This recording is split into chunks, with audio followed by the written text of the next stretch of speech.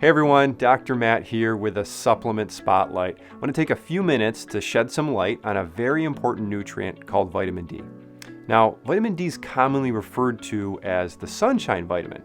So, in case you missed my ridiculous pun a few moments ago, you can take a second and laugh at me now. But there are a few potential problems with that nickname because even though it's true that your body can produce vitamin D simply through sun exposure, there are some significant limitations.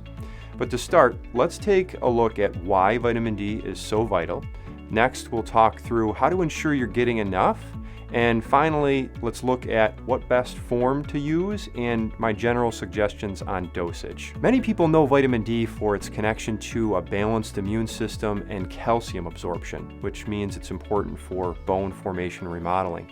But the reality is, this nutrient is critical for almost the entire body, and that's due to the fact that just about every cell and organ has a receptor for vitamin D. So you can see how this is important for virtually your entire system. So deficiency has been linked to some of the most common and significant health challenges today. Everything from autoimmunity to some forms of cancer, cardiovascular disease, type 2 diabetes, even some mental health issues like schizophrenia. So it's not hard to understand why knowing your vitamin D level is so important. And the reality is, many of us are moderately to severely deficient. Now that's likely due to some subtle but significant details about the way that vitamin D is metabolized in the body. Some of the most interesting to me personally happen to be geographic.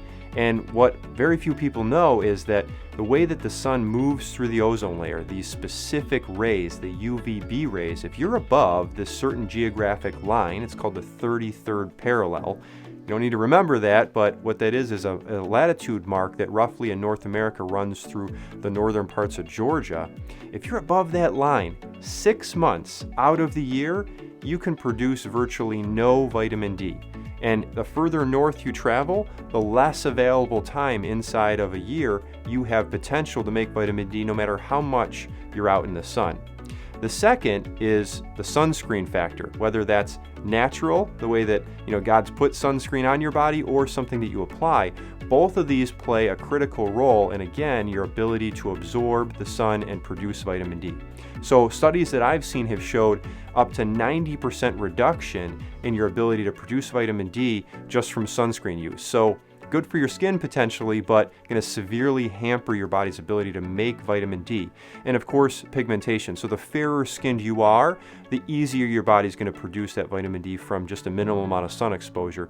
And of course, the flip is true as well. The darker your skin tone, the more time you're going to have to spend in the sun just to get your body to be able to produce some of that vitamin D. So these are important details to know as you're looking to try to get as much as you can for free, but depending on where you live and depending on some of these differences in terms of personal care as well as just the way that your body is made, there's going to be some important factors here to consider as you're working to take advantage of the way that your body produces this by itself. All right, so wrapping this up here, what I want to make sure you have is the practical application. What do you do? So now I've hopefully helped you understand how important vitamin D is, how to make sure that you're optimizing your use of the sun and getting what you can if you happen to live in a place where you're able to.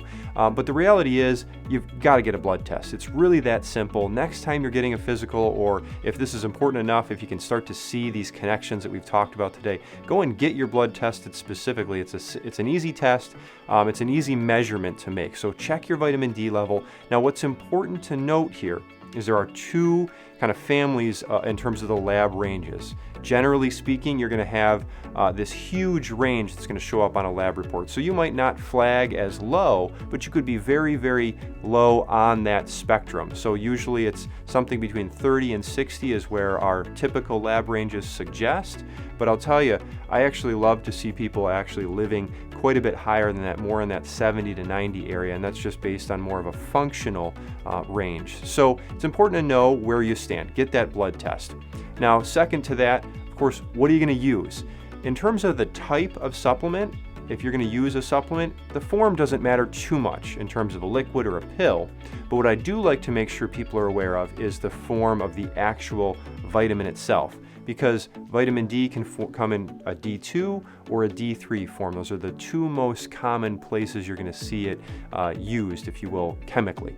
And a lot of times the D2 is something you'll see a lot more often in a prescription. So one of the big problems there is that's not as useful by the body. And second to that, I've commonly seen that this prescription can come in a massive dose, like a 50,000 unit dose. So if you do end up getting a blood test, you see that your level's low, sometimes your doctor might suggest that. The concern to me here is it'd be kind of like taking, all your nutrition that you need for the week and getting that all in one meal. It's not usually going to work out very well. And so I don't recommend people going down that road when there are so many other ways to go in terms of natural supplementation. The D3 form, which as I mentioned already is to me the preferred form, and you can get a smaller dose that you can use on a regular basis. Take it daily because, as we've already talked about, there's just, I hope, an awareness now that you're not likely to get much of this from the sun. So supplementation is a really smart way to go. That takes me to the next critical detail. So we're always about a food-first approach, but in this situation, the common foods where you're going to find vitamin D, there aren't many. We're talking about things like egg yolk, organ meats, and fish oil. So these are not typically, the most normal things for people to be consuming. If you happen to eat more of these, great. If you want to put more of these in your diet, wonderful. But the reality for most people is a supplement is going to be the way to go here because it's the easiest way to get from A to B and make sure that you are getting a good source of vitamin D coming into the body. So here's what I'd like you to do. Get that blood work done, find out where you stand. If you need just some general guidance, there's a simple formula you can work out. So if you take your body weight, you multiply it by the number 35, you're going to come out with a number. That would give you hypothetically the number of units of vitamin D that we would want in a day. So if you want to find the exact dosage for you, a lot of times vitamin D supplements will commonly be about 1,000 units per serving, whether that's an amount of liquid or a pill, so you could divide that, and you'd find out how much of that specific supplement. But I'll tell you, very generally, we usually see clients taking somewhere between 3,000 and 5,000 units of vitamin D per day.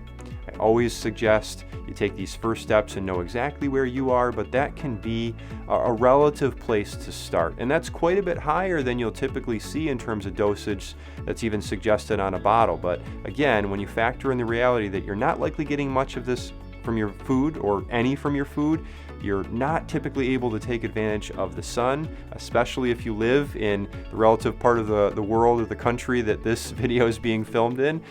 So you've got to make sure that you've got a great source coming from the outside in. Make sure that you're bringing this nutrient in because, as we've discussed today, so much it can do in the positive and unfortunately so many potential risks in the negative. And the final thing I'll say, no surprise to anybody that has heard and listened to our content before, we talk a lot about fat here. Well, good fat and bad fat, in terms of dietary fat, this is a critical nutrient. Vitamin D is one of those few nutrients that is a fat-soluble vitamin. So this is a very important vitamin to be taking with actual dietary fat. It helps your body absorb it, and this also plays into why I say get tested. This vitamin is not something that's eliminated from the body quickly. It's a slowly metabolized nutrient, so we want to make sure that you're not taking too much, even though it is critical to make sure that you're also not taking too little. So guys, I hope this information gives you something to take action on, helps you understand a little bit better the role you can play in promoting great health in your body. So until we talk again, be well.